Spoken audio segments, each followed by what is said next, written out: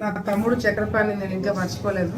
నా తమ్ముడు చక్రపాణి పాపము ఇంకా ఆయన మీద తప్పుడు కేసులు పెట్టారని ఆయన ఇంకా ఏదో ఊహల్లో ఉన్నాడు. ఇంకా కేసులు పెట్టలే, ఇంకా మొదలు పెట్టలే.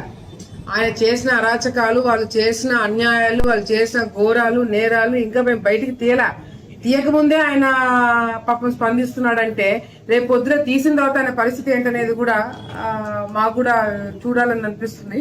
ఎందుకంటే శిల్పా చక్రపాణి అనే వ్యక్తి రైతుల దగ్గర నుంచి, మహిళల దగ్గర నుంచి, ఆఖరికి ఉద్యోగస్తుల దగ్గర నుంచి ప్రతి ఒక్కరిని కూడా ఇబ్బంది పెట్టి మోసం చేసి అన్యాయం చేసిన వ్యక్తి.